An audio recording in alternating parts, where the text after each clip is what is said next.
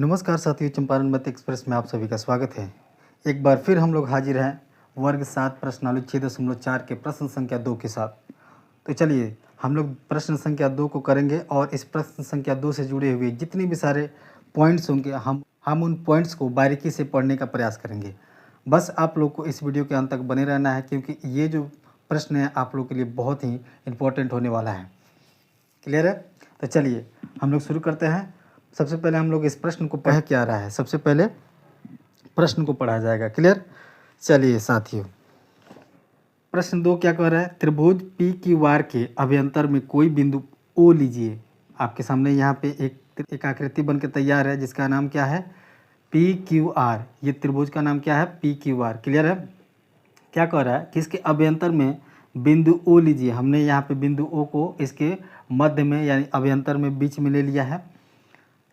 अब देखिए आपसे क्या कह रहा है कि क्या ये सही है? क्या सही है? ये जो कंडीशन आपके सामने दिए गए हैं, आप लोग को दिखाई दे रहा है? ये जो कंडीशन आप लोग के सामने दिए गए हैं, इस कंडीशन को देखना है, हमें इसकी जांच करना है और बताना है कि क्या ये सही है कि नहीं। देखिए क्या क्या कह रहा है कि O P plus Q R. O P कहाँ होगा? O P plus Q R, इन दोनों ये क्या है? यहाँ पे एक त्रिभुज बन जा रहा है। अगर देखा जाए तो यहाँ से एक त्रिभुज बन रहा है। कौन कौन त्रिभुज बनेगा? पी क्यू ओ, चाहे यहाँ पर पी ओ क्यू, एक त्रिभुज बनेगा। अब इस त्रिभुज के अंदर ये भुजाएं हैं, कौन कौन सी भुजा हो जाएंगी? ओ पी और ओ क्यू। और इन दोनों को जोड़ने के बाद क्या कह रहा है कि पी क्यू जो है क्या है? ये दोनों भुजा जुड़ करके पी क्यू से बड़े हो जा रहे हैं। दोनों भुजा जुड़ करके पी क्यू से बड़े हैं। तो ये क्या बता रहा है? ये कहने का मतलब इसका ये है कि किसी भी त्रिभुज को बनना तब संभव होता है जब उसके दो भुजाएं, तीसरी भुजा, इसमें दो भुजाएं तीसरी भुजा से अधिक होती है तो वो त्रिभुज बनना संभव होता है। यानी वो त्रिभुज बनना क्या होता है? संभव होता है।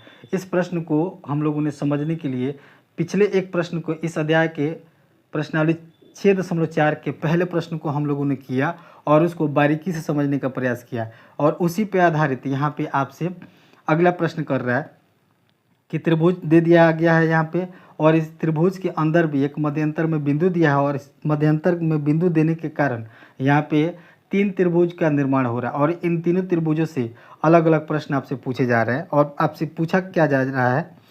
बेसिकली आपसे ये पूछा जा रहा है कि क्या ये जो भुजाएं दिए गए हैं, ये जो मध्य से भुजाएं जो निकल रही हैं, यहाँ पे मध्य से 3 भुजाएं निकल रही हैं और 3 त्रिभुजों का निर्माण कर रही हैं, क्या ये त्रिभुज इन भुजाओं के माध्यम से सही है? तो चलिए हम लोग इसकी जांच कर लेते हैं। क्लियर है? चलिए सबसे पहले हम लोग प्रश्न संख्या 2 के पहले भाग का हम लोग हल करेंगे। तो यहाँ पे इसको लिखेंगे, क्या लिखेंगे? पहले भाग के प्रश्न को हम लोग लिखेंगे ओ पी जोड़ ओ क्यू बड़ा है, किससे बड़ा है? पी क्यू से। पी क्यू से क्या है? बड़ा है। तो त्रिभुज हम लोग लेंगे, कौन सा त्रिभुज होगा यहाँ पे? त्रिभुज होगा, देखिए त्रिभुज हो जाएगा पी ओ क्यू। त्रिभुज कौन सा होगा? त्रिभुज पी ओ क्यू में, त्रिभुज पी ओ क्यू में। अब ध्यान से देखिए, हम लोग को ये बात पता है कि जब दो भुजाएं किसी त्रिभुज की, कोई भी दो भुजाएं, हम क्या कर रहे हैं? ये 3 भुजा होती है एक त्रिभुज में, और इसमें से कोई भी दो भुजाओं का योग अगर तीसरी भुजा से बड़ी है, तीसरी भुजा से क्या है? बड़ी है, तो वो त्रिभुज क्या होता है? संभव होता है। यानी वो त्रिभुज संभव होता है। हम लोग कहते हैं क्या कि वो एक वास्तव में त्रिभुज है। त्रिभुज कब होता है? जब किसी त्रिभुज के कोई भी दो भुजाएं आपस में जोड़ने पर तीसरी भुजा से अधिक उसका मान आ जाए तो वो त्रिभुज क्या होता है? संभव होता है। वो त्रिभुज वास्तव में त्रिभुज होता है। बात समझ में आ रही है आप लोगों को? तो आपको यही बात इसमें क्या करना था? प्रूफ करके बताना है। तो देखिए हमने दूसरे प्रश्न का पहले भाग को हमने यहाँ पे लिखा, और देखिए वही चीज़ आपसे यहाँ पर कह रहा है कि ओ पी जोड़ ओ क्यू, ओ पी जोड़ ओ क्यू। पहले यहाँ से इस त्रिभुज के दो भुजाओं को एक साथ लिया गया है और उन दोनों को जोड़ा गया है, और जोड़ने के बाद कह रहा है कि बड़ा है किससे? पी क्यू से। इस पी क्यू तीसरी भुजा से क्या है? बड़ा है। अब देखिए, अब तीसरी भुजा से जब ये बड़ा है तो ये त्रिभुज क्या है? एकदम संभव है, ये त्रिभुज बन सकता है। यानी ये जो कथन आपको दिया गया है बिल्कुल सही है। आपसे यही कह रहा था क्या ये सही है कि, तो ये जो कथन आपको दिया गया है, ये जो त्रिभुज के जो भुजाओं के मान दिए गए हैं बिल्कुल सही दिए गए हैं। तो इसके लिए हम लोग क्या लिखेंगे, इसके लिए उत्तर में हम लोग लिखेंगे, इसके लिए हम लोग उत्तर में यहाँ पे लिखेंगे कथन के साथ। क्या लिखेंगे कथन के साथ, हाँ क्योंकि, क्योंकि क्या लिखेंगे, हाँ क्योंकि पी ओ क्यू एक त्रिभुज है। क्यों त्रिभुज है, क्योंकि इसकी दो भुजाओं का योग तीसरी भुजा से क्या है, अधिक है। आप लोग को समझ में आ रही है बातें आप लोग को समझ में आ रही है। चलिए अब हम इसके अगले कथन को लिखते हैं। हाँ क्योंकि पी क्यू आर एक त्रिभुज है, त्रिभुज की कोई दो भुजाएं, हम लोग ये इसका क्राइटेरिया हम लोग थोड़ा सा लिख लेंगे ताकि बात समझ में आ जाएगी।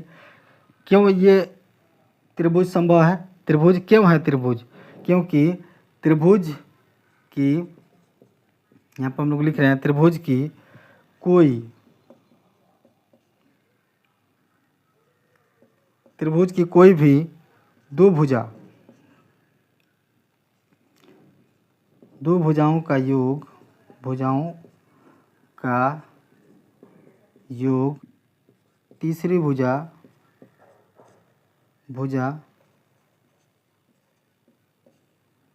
के माप से अधिक होता है। त्रिभुज होने के लिए क्या होता है कि दो भुजाओं का योग, दो भुजाओं का योग या दो भुजाओं के मापों का योग तीसरी भुजा के माप से अधिक होता है। ये बातें यहाँ पे लिखी गई है। देखिए क्या किया गया है, दो भुजा कौन कौन सा है, OP और OQ, इसको जोड़ा गया है और बताया जा रहा है कि अधिक है, किससे अधिक है, तो PQ से, यानी तीसरी भुजा से, तीसरी भुजा PQ से क्या है, अधिक है। क्लियर है, यानी कथन के अनुसार जो भुजाओं का मान दिए गए थे यहाँ पे, दो भुजा जो क्या था, अधिक था, ये यहाँ पे सही हो रहा है। क्या हो रहा है, सही है। तो ये आपसे जो कह रहा था कि सही है कि नहीं, तो ये क्या है, सही है। हम लोग क्या लिखेंगे, हाँ क्योंकि POQ एक त्रिभुज है और त्रिभुज की कोई भी दो भुजा, कोई भी दो भुजा, जरूरी नहीं है कि हमने OP और OQ लिया है, हम ये भी ले सकते हैं, क्या ले सकते हैं, OQ और PQ को भी एक साथ जोड़ सकते हैं और तीसरी भुजा से इसका मान क्या होगा, अधिक होगा। अगर अधिक हो जाएगा तो ये त्रिभुज क्या हो जाएगा, संभव होगा। तो हम लोग कहेंगे कि हाँ क्योंकि POQ एक त्रिभुज है और त्रिभुज की कोई भी दो भुजाओं का योग तीसरी भुजा के माप से अधिक होता है। क्लियर है। चलिए अब इसी प्रकार प्रश्न के दूसरे भाग को हम लोग हल करेंगे। दूसरे भाग में हम लोग आते हैं, चलिए थोड़ा सा कैमरा के एंगल इधर कर लेते हैं। अब दूसरे भुजा के लिए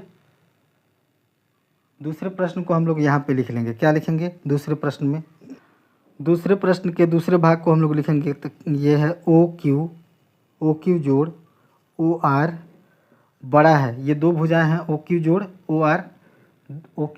OR कहाँ पे है, OQ और जोड़ OR, यहाँ पे R है, आप लोग को दिखाई दे रहा होगा, यहाँ पे R है, यानी OQ जोड़ OR क्या है, बड़े हैं, दोनों जोड़ने पर बड़े हो जाते हैं। किससे बड़े हो जाते हैं, तो ये हो जाते हैं PQ से।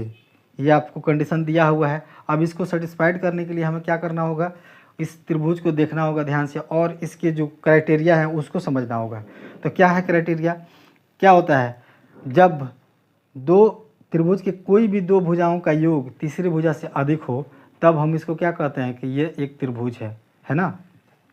देखिए यहाँ पे क्या कह रहा है, OQ जोड़ OR, तो OQ और जोड़ OR, ये त्रिभुज आप लोग को नहीं दिख रहा है, थोड़ी देर आपको दिखा देते हैं फिर आते हैं हम लोग प्रश्न में। हाँ OQ जोड़ OR, इन दोनों भुजाओं को हमने जोड़ा, यहाँ पे क्या है, अधिक है, इन दोनों भुजाओं को जोड़े और ये दोनों भुजा क्या है, अधिक है। किससे अधिक है, तो PQ से। PQ कहाँ पे है, सॉरी ये PQ नहीं होगा, ये हो जाएगा आपका QR।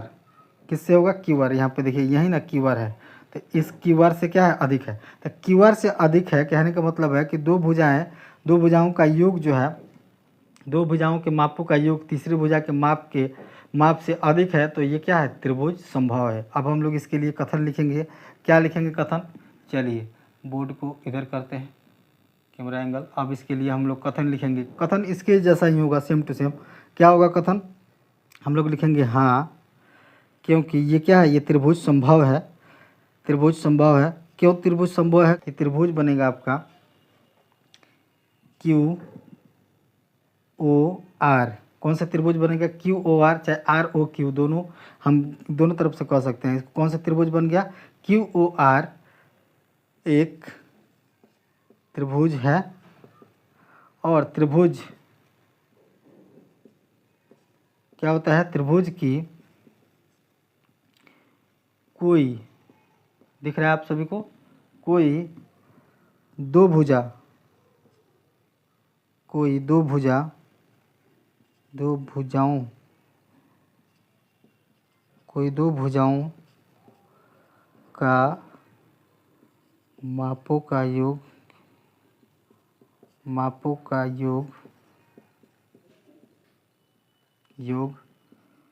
तीसरी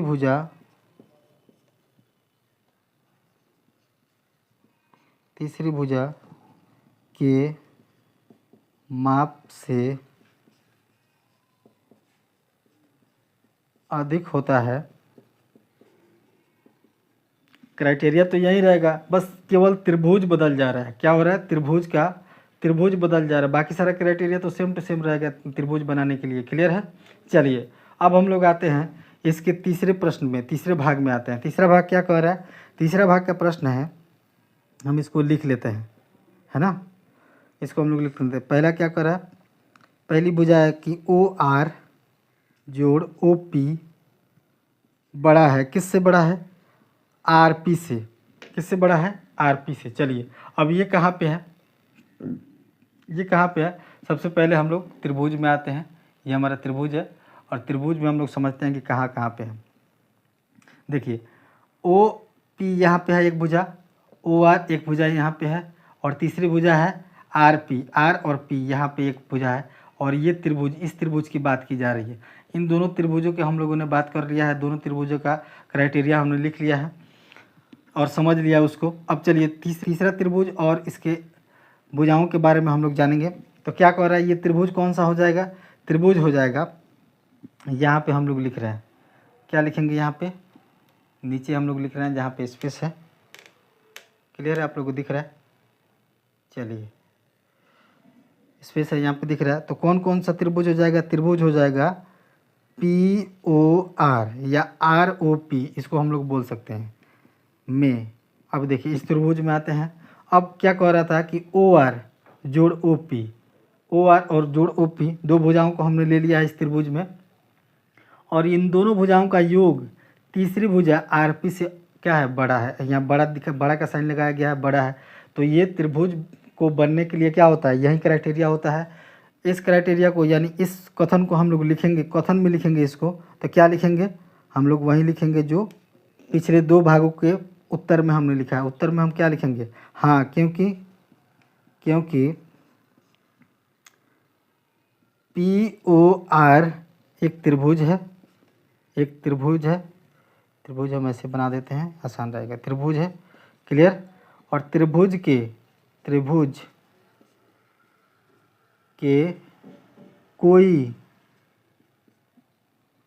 कोई भी दो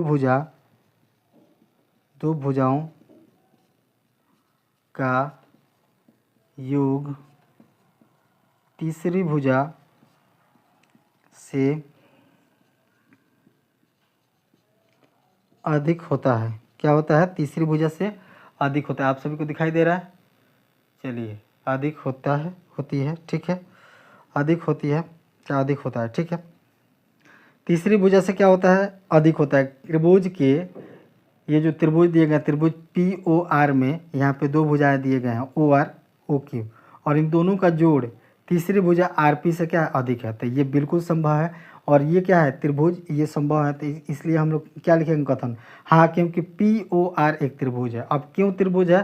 क्योंकि दो भुजाओं का योग जो है तीसरी भुजा से अधिक है, इसलिए ये त्रिभुज संभव है। तो हमने क्या लिखा कि त्रिभुज पी ओ आर एक त्रिभुज है।